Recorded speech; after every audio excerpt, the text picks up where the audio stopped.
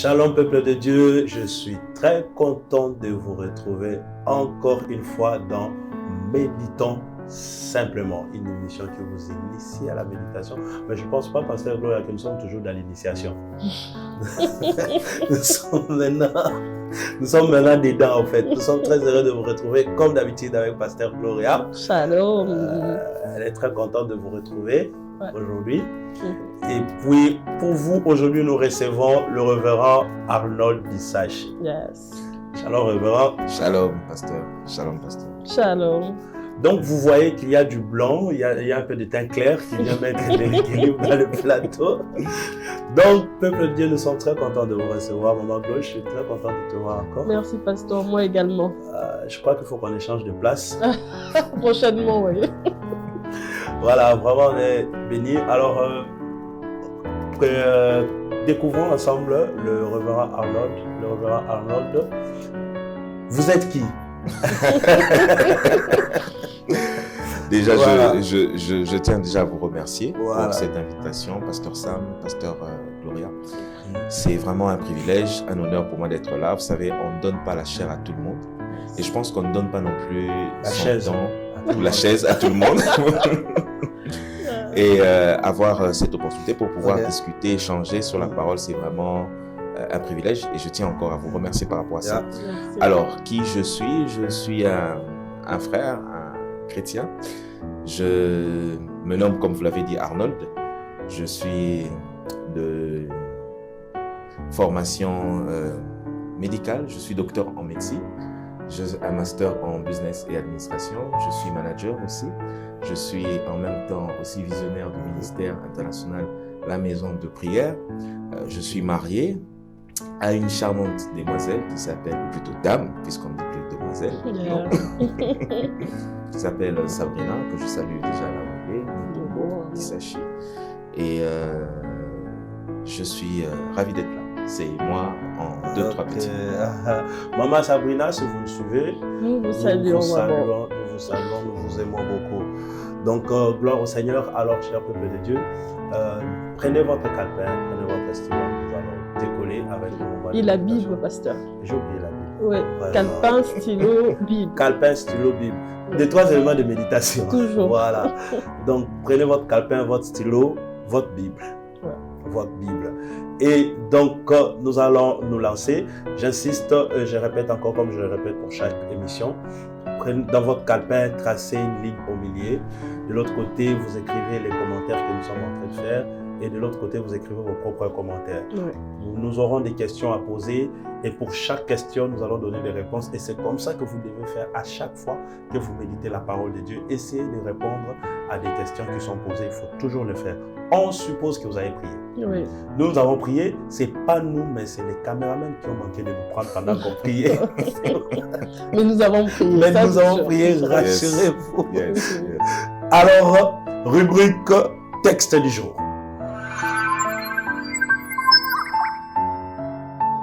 Texte du jour avec Maman Gloria. Texte du jour. Alors, aujourd'hui, pasteur, nous sommes dans 1 Roi. 1 Roi, le chapitre 3, du verset 16 au verset 28. Yeah. Je vais lire à ma version, vous lisez aussi avec vos différentes versions, j'ai dit au nom de Jésus. Alors, 2 femmes prostituées vinrent chez le roi et se présentèrent devant lui. L'une des femmes dit, « Pardon, mon Seigneur, moi et cette femme, nous demeurions dans la même maison et je suis accouchée près d'elle dans la maison. 3 jours après, cette femme est aussi accouchée. Nous habitions ensemble, aucun étranger n'était avec nous dans la maison et il n'y avait que nous 2. Le fils de cette femme est mort pendant la nuit parce qu'elle s'était couchée sur lui. Elle s'est levée au milieu de la nuit. Elle a pris mon fils à mes côtés tandis que ta servante dormait et elle l'a couché dans son sein. Et son fils qui était mort, elle l'a couché dans mon sein. Le matin, je me suis levée pour allaiter mon fils et voici, il était mort. Je l'ai regardé attentivement le matin et voici, ce n'était pas mon fils que j'avais enfanté. L'autre femme dit, au contraire, c'est mon fils qui est vivant. et c'est ton fils qui est mort. Mais la première répliqua nullement. C'est ton fils qui est mort et c'est mon fils qui est vivant. C'est ainsi qu'elles parlèrent devant le roi. Le roi dit, l'une dit, c'est mon fils qui est vivant et c'est ton fils qui est mort. Et l'autre dit, nullement, c'est ton fils qui est mort et c'est mon fils qui est vivant. Puis il ajouta, apportez-moi une épée. On apporta une épée devant le roi. Et le roi dit, coupez en deux l'enfant qui vit et donnez-en la moitié à l'une et la moitié à l'autre. Alors la femme dont le fils était vivant sentit ses entrailles s'émouvoir pour son fils et elle dit au roi, ah mon Seigneur, donne-lui l'enfant qui vit et ne le faites point mourir. Mais l'autre dit, il ne sera ni à moi ni à toi, coupez-le. Et le roi prenant la parole dit, donnez à la première l'enfant qui vit et ne le faites point mourir, c'est elle qui est sa mère. Tout Israël a pris les jugements que le roi avait prononcés. Et l'on craignit le roi, car on vit que la sagesse de Dieu était en lui pour le diriger dans ses jugements. Amen. Amen. La sagesse de Dieu était en lui pour le diriger dans ses jugements. Amen. Couper l'enfant en deux. Couper l'enfant en deux. Déchirer l'enfant en deux. Donc voilà, nous allons partir sur notre méditation. Nous allons nous lancer. Alors aujourd'hui, nous allons agresser le révérend Arnold. De la bonne manière. De la bonne manière. Nous allons répondre. Et n'oubliez pas, pour chaque question, si vous aussi vous avez des réponses, mettez dans les commentaires ou encore dans le numéro WhatsApp qui apparaît au bas de l'écran. Et nous lirons aussi vos questions. Alors, question numéro 1. On l'attaque. Alors, de qui ou de quoi parle-t-on dans ce texte, Rémi? Alors, ce texte, c'est un texte merveilleux, déjà d'entrée de jeu. Et je pense, à mon avis, c'est l'une des histoires du roi Salomon que l'on connaît le plus. Bon, je parle personnellement de moi. Dans ce texte, on parle de deux femmes prostituées qui sont en conflit, si je dois être plus pratique, qui sont en conflit par rapport à un décès. Chacune d'entre elles revendique la maternité, si je peux dire ainsi, dit voilà, c'est mon fils qui est vivant, c'est l'autre qui est décédé. De quoi? De qui? De quoi? De quoi parle-t-on? Ils sont en train de parler essentiellement de cette situation de la maternité. Voilà. Okay. Voilà. Et donc c'est un conflit, mais en même temps une histoire qui marque les esprits de génération en génération. Moi, je parle personnellement de moi. Du roi Salomon, je connais la vie. Mais cette histoire, c'est l'une des histoires qui marque le plus le règne du roi Salomon, sans parler peut-être des déviations qui sont venues par la suite, mais une chose qu'il avait à faire qui a marqué le plus. Et cette histoire ici, où on parle de jugement, de sentence, de sagesse, de discernement, marque le plus ce texte ici. On parle aussi du sommeil. On parle aussi du sommeil, on parle aussi de bébé. Ouais, des bébés aussi est là. Là, qui est vivant et puis le peuple aussi qui est épaté par la sagesse. Le peuple, oui. Le roi Salomon, lui-même, les deux prostituées, comme le révérend l'a dit tout à l'heure. Le jugement aussi. Les jugements, oui. Ça, du coup, ça fait beaucoup de leçons à tirer. Oui. On parle de la sagesse. On parle de la sagesse aussi. Ouais, on parle aussi de la sagesse de Dieu. Ok. Donc, du coup, on a répondu à la question de qui ou de quoi parle-t-on dans ce texte. Ok. Alors, la deuxième question. En fait, ces textes nous apprennent. Qu'est-ce que ces textes nous apprennent sur Dieu, sur Jésus et sur le Saint-Esprit, révérend? Ok. Alors, ce texte, moi, je l'ai compris de trois façons. Si je peux d'abord jumper un peu sur la première question, puis je reviens sur la deuxième. Premièrement, c'est une histoire par rapport à un défi, par rapport à une réalité, un défi qui se lance au roi Salomon dès qu'il prend son règne, dès le début de son règne. Ensuite, c'est une histoire qui parle des hommes aussi. Et enfin, c'est une histoire qui parle surtout des transactions spirituelles. Des transactions spirituelles? Oui. Et particulièrement des transactions nocturnes. Ok. Transaction nocturne. Ok. Transaction nocturne. Oui. Ok. Et Allons-y. Oui. Et sur ce texte ici, moi je vois plus en la personne du roi Salomon, cet homme de paix, parce que durant le règne du roi Salomon, c'était la paix qui a régné sur Israël, pratiquement tout son règne. Il n'a pas fait de guerre. Je vois beaucoup plus la personne de Christ en lui. Un homme qui a régné par la paix, comme Christ est reconnu comme étant le prince de paix. Certes, il y a quelques déviations qui ont suivi ensuite le règne de Salomon, mais moi dans ce texte, je vois plus la personne de Christ qui s'est tranché sur les situations difficiles et qui sait nous redonner raison lorsque nous plaidons devant lui. Parce que ces deux femmes n'ont pas plaidé devant, excusez-moi de dire, un chef de quartier par exemple. Elles sont allées plaider devant le roi. Et c'est en plaidant devant le roi que celle qui avait raison a obtenu justement gain de cause par rapport à ça. Ça nous apprend sur le Christ et tout. Sur le Christ et sur le Saint-Esprit. Mais après, transaction spirituelle, moi je reste suspendu. Oui, on reviendra là-dessus. Mais Moi je reste suspendu pasteur, au livre. vous avez une idée sur ce que ça nous apprend sur le Saint-Esprit, qui est Dieu? Bon, au fait, ce qui est sûr, c'est que sur ce plateau, on a quelqu'un qui a fait la théologie, qui a fait des ans d'école publique. On a un master de l'autre côté. Donc, moi, si c'est chaud, je recours à vous. Je recours à vous. Hein? Mais nous sommes en train de méditer de manière simple. Oui, je suis très d'accord de manière simple. Moi, vraiment, il les atteint. Alors, moi, si je dois rajouter quelque chose, c'est un peu pour compléter aussi ce que le révérend a dit. C'est-à-dire, je parlerai du Saint-Esprit qui a inspiré. Donc, elle avait une idée, mais elle a préféré de ne pas dire d'abord M. Bimana. Voilà, certainement, c'est ça. Les coéquipiers que Dieu m'a donné, je ne suis pas. Bonjour, maman Patricia. Ok. Alors, je disais donc que ces textes nous renvoient aussi à penser au Saint-Esprit, parce qu'après, c'est le Saint-Esprit qui dépose en nous une sagesse divine dont nous avons besoin pour des jugements corrects. Parce que déjà c'était difficile, parce qu'à l'époque, vous serez d'accord avec moi, qu'il n'y avait pas de tests d'ADN. Donc il n'y avait rien qui pouvait prouver que réellement l'enfant était à la maman, à celle-ci ou à l'autre. Voilà, celle-ci ou à l'autre. Donc c'était compliqué.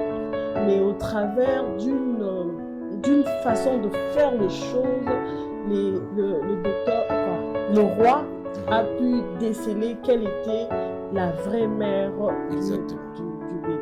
Exactement. Donc là, il s'agit du Saint-Esprit qui dépose en nous la sagesse qui nous donne la possibilité de faire les choses de manière différente. Et donc, frères et sœurs, vous rencontrez des difficultés, vous rencontrez des problèmes pour lesquels humainement, on ne sait pas comment le traiter. J'ai beaucoup aimé comment Pasteur Gloria a appréhendé les choses.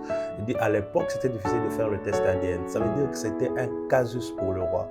Mais le Saint-Esprit est capable de vous donner une sagesse. Je parle à tous ceux qui se retrouvent dans des situations pour lesquelles ils doivent donner une position, mais ils ne savent donner cette position.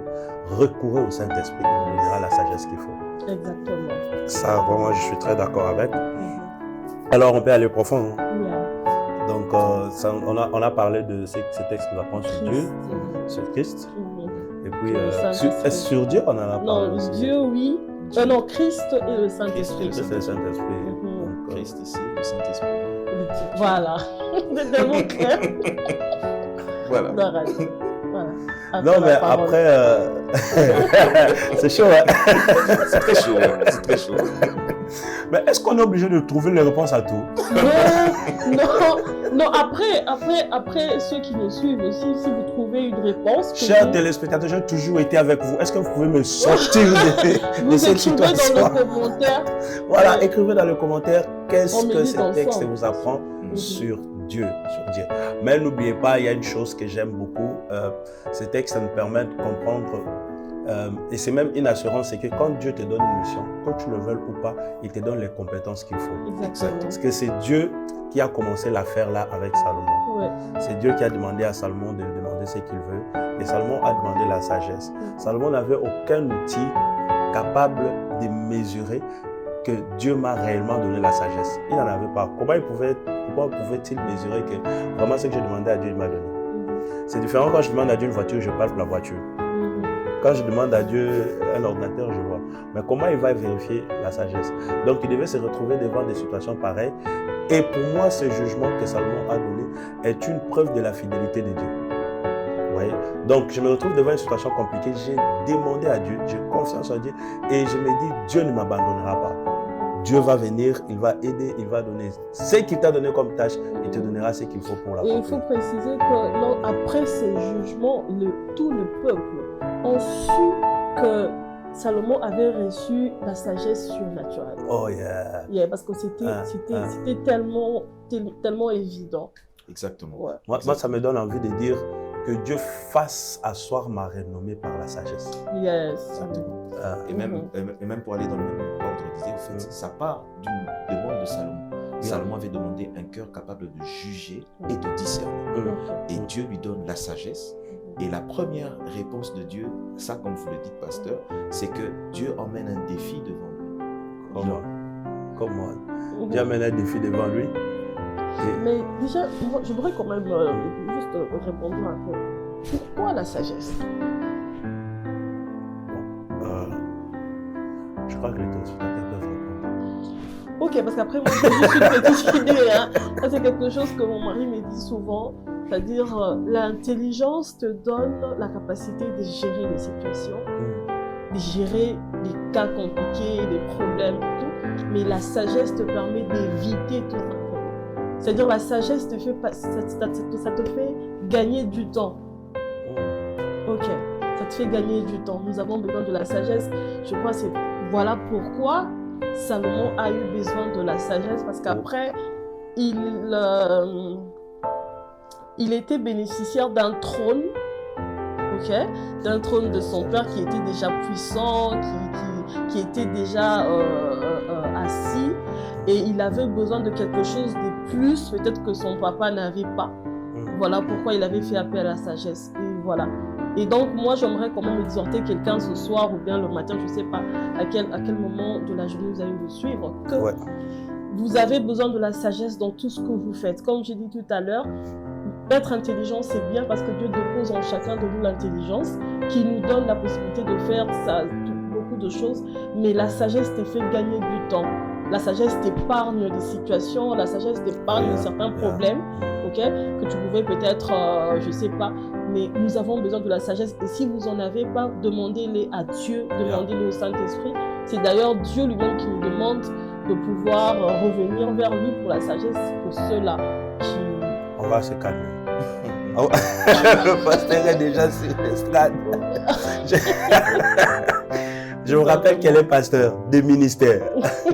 Donc, il y a quelque chose que je voudrais dire, mais je voudrais d'abord revenir sur le révérend Dissach. Vous étiez en train de dire quelque chose d'important là. C'est parti. Oui, concernant le ministère de Salomon. Donc, c'est parti. Le ministère de Salomon en tant que Jésus. Non, quand on était encore en train de parler de son appel, bon, c'est qui est sûr, ça va revenir, ça va revenir. Mais c'est que moi, je voulais aussi ajouter, avant qu'on prenne la prochaine question sur les exemples à suivre l'année passée, je crois que c'est ça. Non. Ok, on va prendre. Que retient ton attention dans ces textes? Ok. Avant qu'on prenne ça, je vais quand même rebondir sur ce que Pasteur Gloria était en train de dire. Elle a dit quelque chose, elle est passée rapidement, mais moi, mon esprit est resté là-dessus. Elle dit que Salomon a hérité le trône de son père, lequel le trône n'a pas été facile. C'était un trône combattu de l'intérieur et de l'extérieur. De l'intérieur avec Absalom, ses propres fils, mais aussi de l'extérieur. Et c'était au gré de beaucoup de luttes. D'abord, 7 ans roi de Juda, et après des années, roi d'Israël et tout ça là. Et Salomon hérite de ça. Dieu demande qu'est-ce que tu veux. Il aurait dû demander l'armée, il aurait dû demander autre chose. Mais au fait, je disais à quelqu'un, j'ai comme l'impression que Salomon était sage avant même de recevoir la sagesse. Il a su ce qu'il fallait demander. C'est qu'il fallait demander. Quand tu reçois quelque chose de compliqué, quelque chose de beaucoup plus grand, on n'a pas toujours besoin de biceps pour gérer la chose, mais des fois de la sagesse. Exactement. Voilà. Ça c'est une autre chose que j'apprends tout de suite là pendant qu'il était en train de parler. Mais bon, puis après, on va se calmer, on va prendre la prochaine question. Ok. Gloire à Dieu. Mais voilà, la prochaine question, c'est c'est quoi la chose qui retient ton attention dans ce texte? Alors, ce texte ici, pour moi, c'est, je sais pas, je l'ai déjà lu. Ok. Mais le relire m'a permis de le comprendre autrement. Ok. Ce texte est très prophétique et très spirituel. C'est pour ça que j'ai parlé des transactions Prophétique, j'ai jamais vu ça là-bas. Il y a une histoire qui se passe entre deux dames, qui se passe à un moment particulier, ça se passe pendant la nuit. Et quand on regarde de façon normale, si je peux dire humaine, il n'y a rien de grave. C'est quelque chose qui peut se passer, un parent qui prend un enfant, qui fait passer, voilà. Mais quand on regarde avec un œil prophétique, on va avec un côté beaucoup plus spirituel, il y a beaucoup de choses qui sont là-dedans. Déjà, premièrement, la chose se passe pendant la nuit. C'est un échange qui se passe à un moment où les gens ne voient pas, qui se passe dans le noir. Et deuxièmement, c'est que c'est un échange de bébés.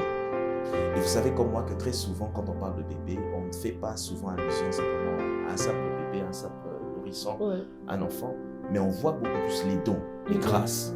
Et dans ce texte ici, il y a quelque chose qui se passe, c'est qu'il y a une dame, si je peux le dire en termes de grâce, qui prend sa grâce, qui la donne à une autre, et qui prend une autre grâce, qui la prend de son côté. C'est comme s'il y a un échange de destinée, un échange spirituel qui se passe. Et c'est des réalités qui se passent dans la vie de beaucoup d'enfants de Dieu aussi. Très souvent, quand on dort, puisque l'une d'elles dormait, il y a des choses qui se passent dans la nuit. Il y a des transactions qui se passent. Vous voyez quelqu'un qui devait être nommé le lendemain matin, mais pendant la nuit, quelque chose s'est passé et subitement, il n'est plus nommé. C'est quelqu'un d'autre qui prend. Très souvent, les gens se disent non, c'est du terre à terre, voilà, c'est peut-être la personne qui devait nommer qui a changé. Alors que spirituellement, il peut y avoir quelque chose. Et dans la Bible, il y a beaucoup d'événements importants qui se passent pendant la nuit. Vous avez par exemple le mariage de Jacob avec Léa. Tout se passe pendant la nuit. Il y a comme une ivresse, il y a comme quelque chose de flou qui se passe. Il y a un échange de femmes. Et beaucoup de gens ont leur vie qui sont changées pendant la nuit, pendant qu'elles sont en train de dormir. Voilà pourquoi parfois, moi j'exhorte toujours les gens à avoir des moments de prière pendant la nuit. Même le maître lui-même était un homme de prière nocturne. Parce que durant la nuit, il y a beaucoup de transactions.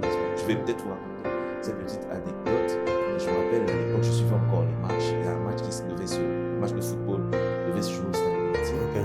Et au jour du match, il y a une équipe qui était sentie favorable, une autre qui était en position vraiment de faiblesse. Et il y a quelqu'un qui arrive dans le stade qui dit, écoutez, telle équipe va perdre, l'autre va gagner.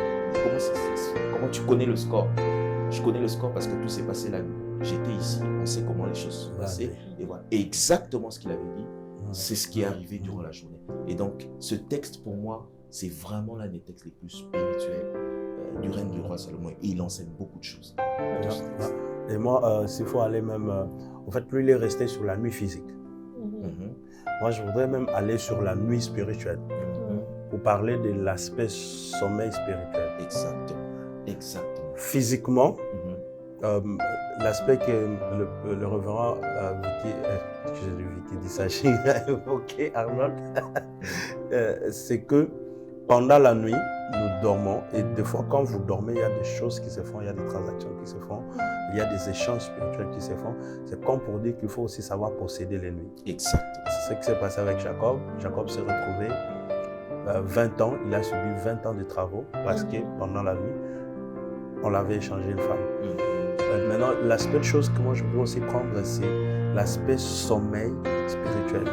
Le fait qu'elle dormait, l'une a perdu. Au fait, l'une a perdu son enfant et l'autre a failli perdre son enfant. Elle dormait au point de dormir sur son enfant et l'enfant meurt. Un sommeil qui l'amène à tuer ses grâces. Exactement. Comme il a parlé des grâces. C'est-à-dire que le sommeil est tellement fort, le sommeil spirituel est tellement fort qu'elle en arrive au point de tuer ses grâces. Moins de prière, moins de méditation de la parole de Dieu, pas présente dans le spirituel. La grâce qui t'a été faite, tu peux la tuer facilement. Tu peux tuer ce que tu as pu engendrer pendant des choses. Et puis l'autre tableau, maintenant, l'autre dame, c'est elle a failli perdre, pas dans le sens de tuer la grâce, mais on l'a volé, une transaction spirituelle qui s'est aussi faite par son sommeil spirituel. On l'a pris ce qui était vivant et on l'a donné les morts. Exactement. Ça aussi, c'est une chose. Bon, il faut dire que j'ai beaucoup de choses à dire là-dessus. Ouais. Ça se sent. Mais je me temporise d'abord. Non, lâche-toi, pasteur. Il y a pas de- Maintenant, en fait, j'étais en train d'expliquer à l'église quelque chose d'important que je vois entre ces deux dames et qui m'édifie, c'est que le sommeil spirituel amène deux choses. La première des choses, c'est que tu peux toi-même tuer ce que tu as reçu. Ok. Hier, c'était l'enfant qui te faisait de la joie par beaucoup de sacrifices, tu l'as enfanté, mais à cause du sommeil spirituel, tu tues toi-même, tu tues ton église, tu tues ton travail, tu tues tes études, parce que tu ne pries pas, tu ne médites pas la parole de Dieu dans un sommeil spirituel. Le deuxième aspect des choses, c'est que à cause du sommeil spirituel, on te vole. On te vole ce qui t'appartient, parce que tu n'es pas... Je me souviens d'un témoignage que on donne toujours mon épouse et moi. C'est que moi, j'étais à l'église, mon épouse dormait, et puis elle fait un rêve. Dans le rêve, elle voit qu'elle était au salon, et les gens étaient dans le véranda d'ailleurs, ils étaient en train de dire « Ah, regarde, prenez cet enfant-là, c'est cet enfant-là, prenez-le, prenez-le. » Alors, elle, dans son rêve, elle se réveille, elle se tient à la porte, elle dit à ces gens « Vous n'allez pas entrer, vous allez prendre mon fils, pourquoi? Sortez !» Elle se met à chasser ces gens. Elle se réveille, elle me fait part du rêve, cette nuit-là, on prie sérieusement, c'était un mercredi. On prie toute la nuit, on dit non, on ne prendra pas notre enfant, on ne prendra pas notre enfant. Le jour suivant, c'était jeudi, je reviens du boulot, alors que madame avec les enfants était au salon en train de parler, papa, tous les plafonds se détachent. Les plafonds se détachent et les plafonds tombent sur l'enfant, sur la position de la figure et le cœur. Wow. Et c'est le pied de madame, quand elle essaie de dévier le plafond qui fait que l'enfant est blessé, les lèvres est déchirées, l'enfant jusqu'aujourd'hui a des cicatrices. Mais on ne les perd pas. Mais je ne suis pas en train de parler des plafonds en triplex. Je suis en train de parler de, comment on appelle ça encore, les staffs en fait, le mélange de ciment. Si ça l'avait atteint, il serait mort sur place. On a vu la nuit, mais parce qu'on était réveillés, ça nous a permis de dévier ce qu'ils voulaient. Donc il y a certains, on les arrache d'entre les mains, ce qu'ils avaient. Parce qu'évidemment, il y avait le sommeil spirituel. Ils se dormaient, comme c'est des femmes. Bon, maintenant, comment faire pour s'en sortir? Bon, je fixe en devant l'église. Non, mais après, c'est très profond. Ouais. Mais quelqu'un peut nous poser la question, comment faire pour sortir de ce sommeil? En fait, en réalité, c'est le pasteur qui avait commencé l'histoire. Non, mais on est ensemble. Parce qu'après, la nuit, c'est un temps de repos. C'est un temps où nous sommes censés nous reposer. Toute la journée, tu as travaillé, tu as marché, tu as fait des courses. La nuit, c'est pour se reposer. En même temps, c'est pendant la nuit qu'on vient nous voler ce qui nous appartient. Alors, à quel moment on se repose? Alors, en tout cas, je vais répondre des deux façons. Okay. Je vais rejoindre le pasteur Sam dans ce qu'il est en train de dire. Il y a le sommeil spirituel aussi, qui est très important et qui joue un grand rôle. Parfois même, pas la nuit physique, mais le sommeil spirituel. Et dans ce texte, ici, on voit que la dame qui perd ou qui veut perdre son enfant dit « Je l'ai regardé attentivement le matin. » Attentivement. Elle ne l'a pas regardé en passant, mais elle a pris son temps de regarder. Et vous savez, il y a de ces choses qu'on peut récupérer lorsqu'on prend le temps d'observer, de regarder. Quelqu'un peut avoir même perdu sa vie. Quand il observe attentivement, il va se rendre compte que la vie que je mène, ce n'est pas la vie que je devrais mener. Très bien. Et ça arrive, ce réveil arrive une fois qu'on fait le constat. On constate. Mais pour constater, il faut prendre le temps d'observer. Où est-ce que tu es? Qu'est-ce que tu vis? Comment ça se passe? Est-ce que tu devrais être où tu es aujourd'hui ou tu es en retard? Qu'est-ce qui se passe? Et parfois même en observant quelqu'un d'autre, peut-être de la famille, peut-être, on va se rendre compte que la vie que je mène, ce n'est pas la vie que je devrais mener, mais lui mène ma vie. Je connais même quelqu'un qui a dit, le ministère que j'ai, c'est pas le ministère que je devrais avoir. Mais quand je regarde tel, il a le ministère que moi je devrais avoir. Il y a eu un moment dans ma vie, j'ai dormi. Et à ce temps-là, il y a une transaction qui s'est faite. Et ça, pour récupérer certaines choses, il faut se réveiller spirituellement. Vous observez, prenez le temps de voir qu'est-ce qui se passe dans votre vie, dans votre famille. Et à ce moment-là, vous concentrez en prière et certainement, comme le roi Salomon a donné raison à la dame, le Seigneur Jésus saura restaurer ce que vous avez perdu. En fait, beaucoup de gens restent... j'ai beaucoup aimé cet angle de vue. Beaucoup de gens ne prennent pas le temps d'observer parce qu'ils sont superficiels dans leur propre vie. ta propre vie, mais tu la vis superficiellement, comme si tu étais en train de courir, comme si tu n'es pas, voilà, je veux dire, tu n'es pas concentré. Exactement. Tu n'es pas concentré. Si tu ne l'es pas, tu es très superficiel. Comment tu vas t'apercevoir si c'est ta vie ou pas? Exactement. J'ai beaucoup aimé. Elle a dit que j'ai observé attentivement. Ça veut dire qu'elle avait pris le temps de regarder les traits, elle a regardé. Parce que c'était le bébé de 3 jours. La Bible le précise, non? Il y a 3 jours. Exactement. Donc voilà. Et moi, je crois qu'à un certain moment de la vie, il faut s'arrêter et se poser de bonnes questions. Ok. C'est comme un réveil. Faire la rétrospection, un peu comme le révérend l'a dit, et comme dit l'observation. Observer les choses. Les bébés, comme nous avons dit tout à l'heure, ça peut être votre mariage. Le bébé peut être le ministère, le bébé peut être les finances. Il y a de personnes où tu vis certaines choses et tu te dis que ça, ce n'est pas la vie que j'ai rêvé d'avoir. Ça, ce n'est pas ce que Dieu m'avait dit.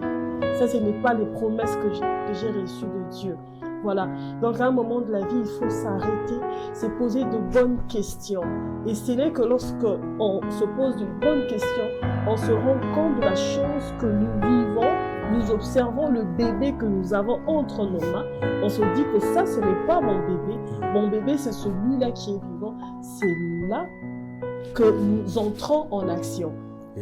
Voilà. Et puis, qu'est-ce que ces textes nous enseignent? Je veux parler un peu de la maternité parce que je suis maman et je crois que ça m'a beaucoup ramené du côté maternel. Ok. Qu'est-ce que je veux dire par là? C'est-à-dire, lorsque les deux femmes se présentent devant le roi, l'une dit que c'était son bébé le vivant, l'autre et tout, c'était compliqué de choisir laquelle était la vraie maman, la vraie mère du bébé. Et le roi a tranché en disant que diviser le bébé en deux, comme ça, l'une prendra le morceau et puis l'autre de l'autre morceau du bébé. Mais la Bible précise que celle qui avait le bébé, en fait, celle qui n'était pas mère du bébé, a crié fort, ok, d'accord, diviser le bébé, coupez-le en deux. Comme ça, nous tous, on va manquer de bébé. Mais la véritable mère du bébé a senti ses entrailles tressaillir. C'est-à-dire que moi, je suis maman. Il y a des choses où tu vois une vidéo, où tu vois qu'on fait souffrir un bébé. Rien que ça, étant maman, mon cœur de mère bouge. C'est-à-dire que cette maman-là a senti la peine de son bébé, la perte, la douleur, les contractions, tout ce qui va avec la grossesse. Et le côté maternel de la maman a bougé, a tressailli. Elle a refusé que le bébé soit coupé en deux. Elle a refusé que le bébé meure. Voilà. Donc, elle a proposé, elle a accepté de laisser son bébé vivre entre les mains d'une autre, mais qu'il ne meure pas. Et elle a, voilà. Donc, c'est-à-dire quoi? Une vraie mère, une véritable mère, c'est celle qui est capable de se sacrifier pour le bien de son enfant. Et donc, toi, maman, quand on est maman, quand on est mère, on est capable de se sacrifier tes nuits pour prier pour tes enfants. Ça, on est allé voir, ça serait moi qui parle. Ouais, pour prier pour tes enfants. C'est-à-dire, il y a des moments où tu es fatigué, mais tu sens que je dois prier pour mon enfant. Pourquoi mon enfant n'assimile pas bien ses cours en classe? Pourquoi mon enfant est toujours malade? Pourquoi c'est lui qui est toujours l'échec? Pourquoi? Et quand tu te poses toutes ces questions-là, tu mets ton orgueil de côté, tu mets ta fatigue de côté, tu prends la décision d'aller plus loin, d'observer et puis de prier. Je voudrais, si le révérend permet, je voudrais quand même dire quelque chose de très important. Partant de ce qu'elle est en train de dire, c'est que on reste sur son angle, mais je vais revenir quand même sur la nuit. Au jour d'aujourd'hui, beaucoup de parents se font voler leurs enfants. Beaucoup de parents se font voler leurs enfants à cause du sommeil, bien sûr, spirituel. Ce matin, personnellement, j'étais aussi en train de méditer sur ce texte. Je me suis rendu compte d'une chose, c'est que à cause du système éducatif, l'environnement, les terrains, tout ce qui se passe autour de nous, on s'est fait voler les enfants. Oui. Tu as donné une éducation chrétienne à tes enfants et tout ça, là, l'enfant va à l'école. À l'école, moi j'étais en train de suivre la télé dernièrement, on montre à l'enfant, un enfant de 2 ans, de 3 ans, mais on la demande, tu as une petite amie? Oui, j'ai une petite amie. L'enfant de 3 ans, ça veut dire qu'on est en train de nous voler notre enfant. On est en train d'initier mon enfant à avoir une petite amie à 2 ans, à 3 ans. Tu vois. Et beaucoup de parents aujourd'hui ont des enfants physiques, mais des enfants qui ont été échangés. On a échangé l'éducation de son enfant. On a échangé. Et je crois que même le monde occidental, on le vit vraiment de façon... Et je pense que ces messages, on doit faire un appel au réveil des parents. Oui. Exactement. On doit faire un appel au réveil des parents. Et si je peux même rajouter quelque chose, allez-y, papa. Je crois que nous connaissons tous ici Elon Musk, l'homme le plus riche du monde actuellement. Il n'y a pas plus de 2 semaines, il a décidé de supprimer un compte, je ne vais peut-être pas citer le compte, un de ses comptes sur une plateforme connue qui diffuse des films, parce que tout simplement, il s'est rendu compte que la plateforme faisait une promotion de tout ce qui n'a pas des valeurs chrétiennes. Et pour lui, il a dit, je supprime. Gloire à Dieu. Il y en a plus de 2 millions, plus d'1 million qui ont décidé de supprimer aussi. Et ce que j'ai su par la suite, c'est qu'apparemment, il aurait un de ses fils qu'il a justement perdu, comme vous le dites, pasteur, parce que le fils était exposé à des mauvaises choses à la télévision. Et en grandissant, il a décidé de changer complètement, même le nom de famille. Et donc, c'est vraiment comme vous dites, pasteur, les enfants sont en train d'être perdus. Et je pense que même, c'est peut-être un appel que Dieu est en train de lancer à un parent qui est en train de suivre, à une maman, à un papa, qu'il est temps de se réveiller pour les enfants. Nous sommes à un temps où le diable se rend compte qu'attaquer à l'âge adulte, c'est peut-être trop tard. Il faut commencer déjà tôt, quand ils sont plus petits. Et donc, il revient à cette technique-là qu'il avait utilisée contre Moïse, contre Jésus, pour attaquer les bébés au bas âge. Et je pense que cette émission, et c'est vraiment ma prière, c'est que Dieu aide un parent à récupérer son enfant. Qu'il aide vraiment un parent à voir ce qui se passe et même à discerner encore, parce qu'au final, la maman a pu voir qui était celle qui était en face. Tout le monde a su. Il y en avait une qui faisait semblant d'être mère, mais en réalité, elle était la meurtrière, si je peux le dire ainsi. Et il y a des parents, je pense, à qui Dieu veut révéler les vrais visages des hommes qui sont avec leurs enfants, de ceux qui sont autour. Et c'est vraiment ma prière pour quelqu'un découvre. Je prie vraiment que les enfants soient récupérés à partir de cette Amen.